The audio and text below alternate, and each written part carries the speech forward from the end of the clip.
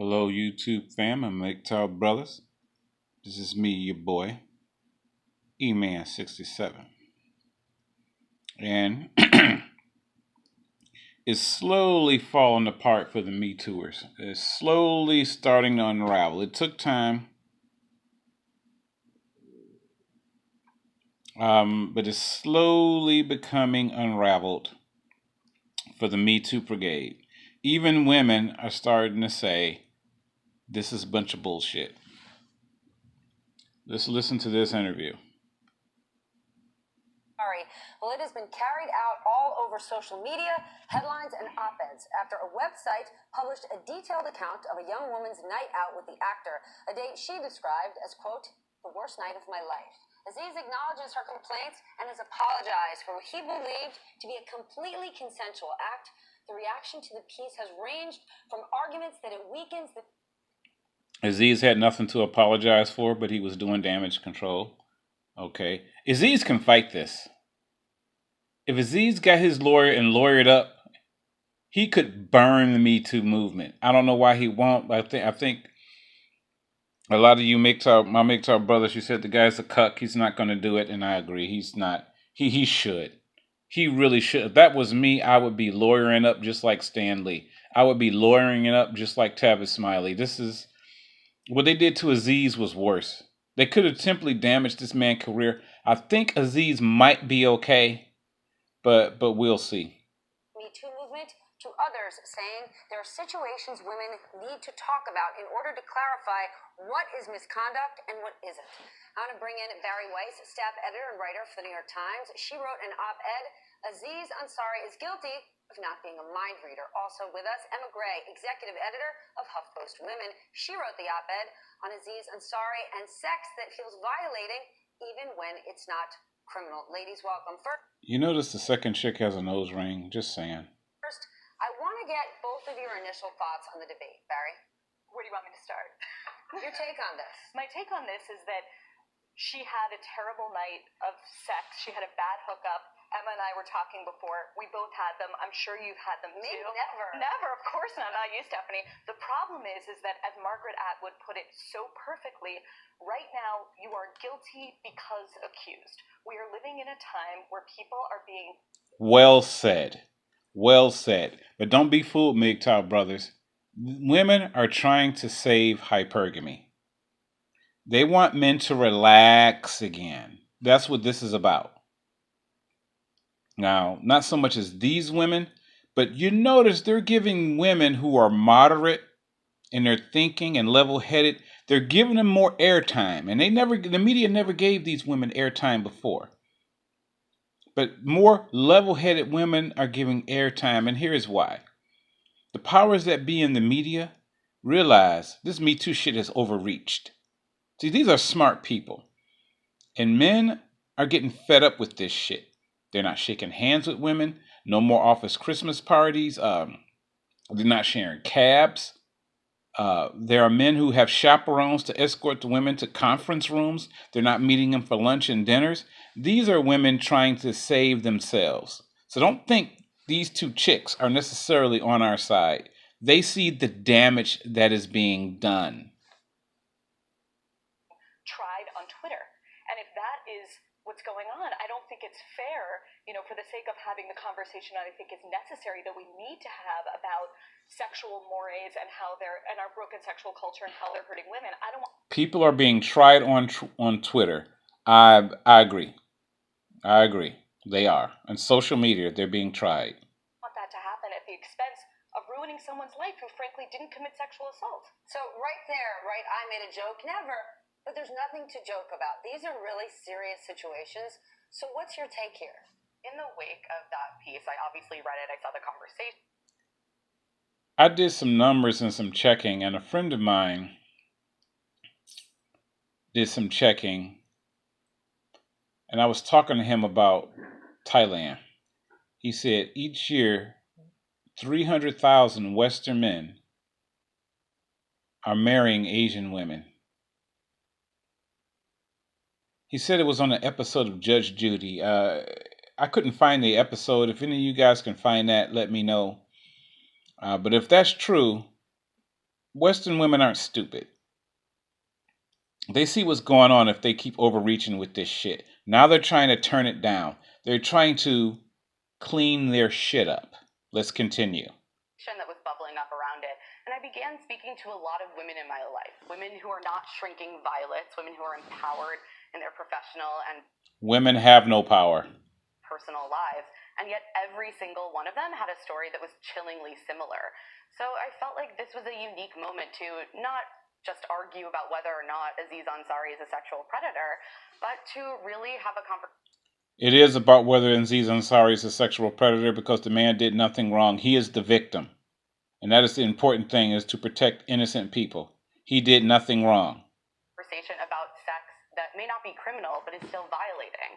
Because if this moment is going to, result in sustained... No matter what we do, we're violating them. It's best to just leave Western women alone. Rub one out if you have to. Or go east, especially you young men. Culture change and not just a weeding out of the worst actors in the broken system that you were talking about. We need to dive into these messier, more uncomfortable conversations. I agree, but I think we need to be drawing a really bright line between abuses of power, which is so far what Me Too has been about, that happen in the workplace, right? A studio director saying, you're not going to give me a blowjob, sorry, you're not getting the part. A factory supervisor saying, you're not, I can't believe she just said blowjob. It makes you wonder about her. I bet she's giving out a few in her time.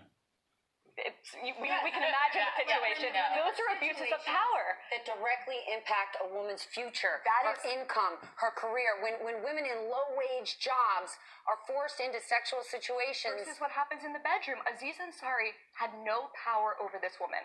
Yes, he had more... The thing is, in my job, when I go out on the floor, which I rarely do, sometimes I go to the cafeteria at the end of my shift, and I notice a lot of the women are more flirtatious than the men. Celebrity than her. Yes, he has more wealth than her. But if we're going to have to put every romantic encounter and sexual relationship through a sort of sieve to see who ends up on the balance of power, well then investment bankers can't date bartenders. We can't go down that road. Do you see? You hear what she just said? Did you hear what she just said? This woman pretty much admitted it.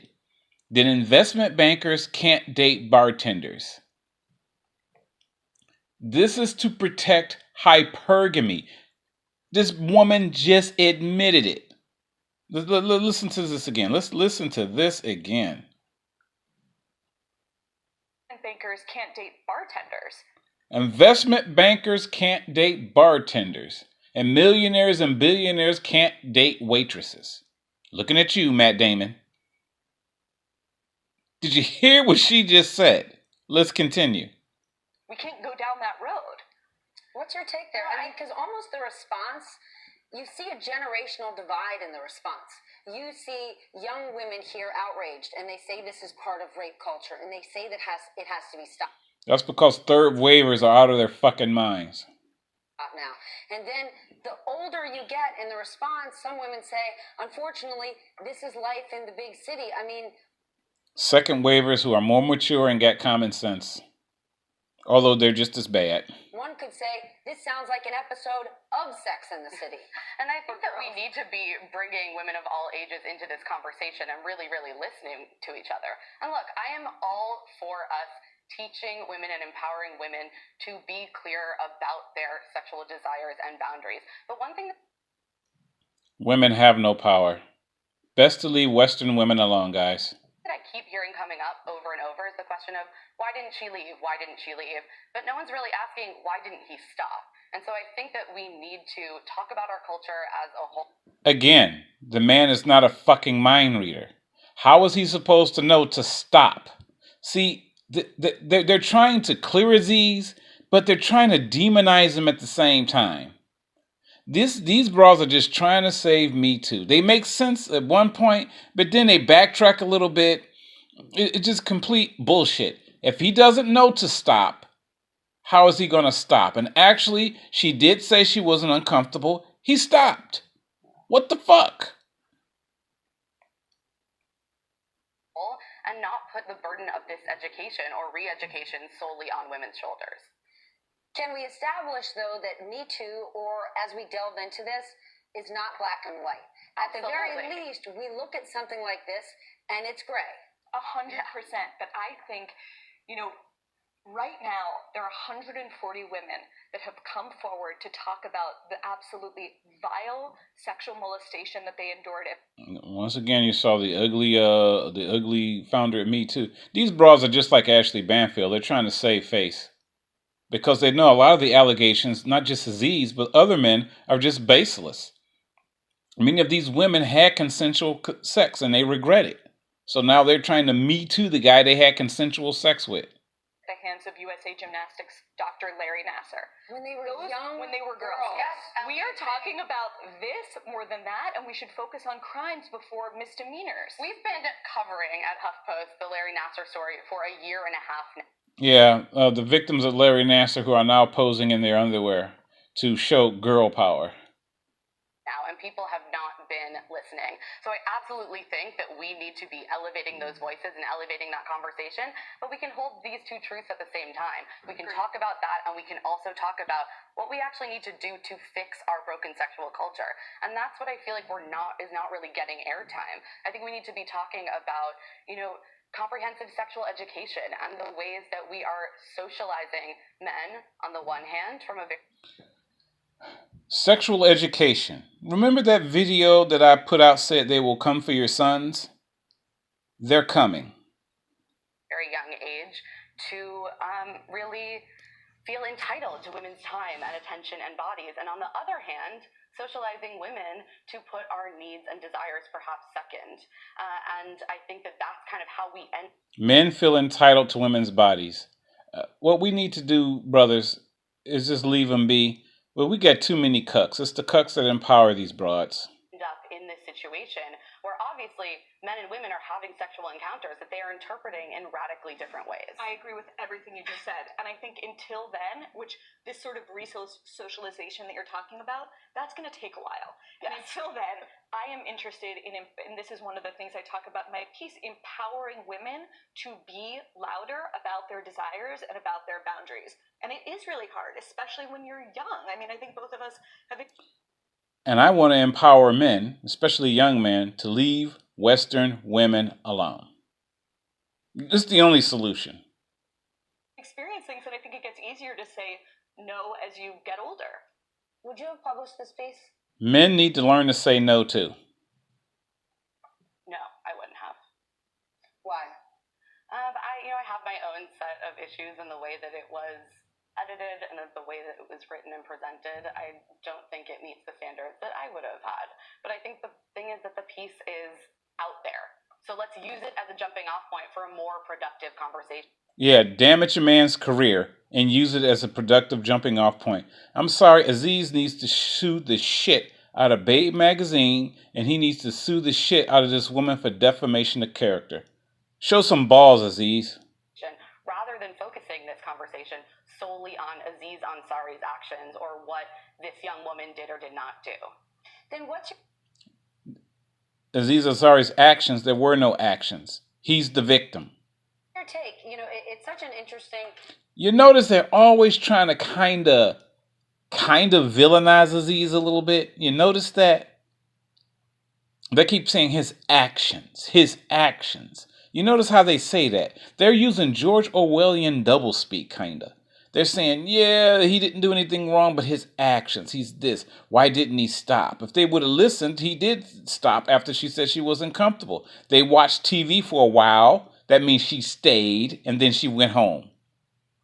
A response to say that the Larry Nassar story you've been covering for a year and a half, and it doesn't get the same kind of attention. The eyeballs don't care about it the way they do about Aziz. Why is that? Well, I think we were talking about this a little earlier. I think there's 2 Because third-wave feminists are nuts. points. One is that when you look at the comparison between the sort of the Larry Sandusky and Penn State case and how people were obsessed over that frankly, they were obsessed over it because it was men on boys, and that's much more disturbing to people, which is a problem with our culture. We have a cultural obsession with male athletes as well. I agree with that. But I think the other thing, and this is part of what disturbs me so much. That's because the WNBA sucks, and you know it. Much about this Aziz Ansari story. There's this sort of gross assumption that if you're a celebrity, you're somehow untouchable, and that if you're a celebrity, if this date had happened with someone that was not a famous, wealthy person, she never would have published this story. It never would have gone forward, and that's true. That really, I think, is quite disturbing. We don't know. This could ruin Aziz Ansari's career, and I agree that we should use it as a jumping off. The first time a woman actually said this could ruin a man's career, that's the first time they acknowledged that. And if I was Aziz, I'm sorry. Aziz, you need to come out swinging, brother. Stop punking out. Come out swinging. But I'm deeply uncomfortable with the fact that this conversation is happening at the expense of the smearing of someone and perhaps the ruin of his career. Well said. I think that's wrong. We make the argument, what if it was your sister? What if they go up and down with this? First they want to exonerate Aziz, but then they try to villainize him. They're walking a fine line between that, if you notice. It was your wife. And now others are saying, well, what if it's your brother? What if it's your husband? Some people have said, well, so many women have been oppressed for so long. If a few men are collateral damage, that's okay. I've heard that argument be made. What do you think about that? I think, again, we have to be willing to dive into them. This is how women think. This is how women think. That was Emily Linden that said that. Remember that, guys. More nuanced conversation. I have not seen anyone calling for the ruin of Aziz Ansari's career. Okay, hold on. No one's going to call for it, but right now, if Aziz Ansari is possibly going to get a big campaign with a commercial brand, with a family brand, they might think twice. Sure. And I think that there's a lot to be discussed about the way that we pick and choose as journalists which stories we want to cover. But I'm saying the story is already out there, so let's redirect the conversation to something that is actually productive and talk about our broken sexual culture. Let's talk about comprehensive sexual education, and let's talk about... There's that word, sexual education again. And it's going to be targeted at boys. And it's not going to be sexual education. It's going to be re-education. And they're going to be teaching and hypnotizing and controlling boys to serve women. It's going to be all about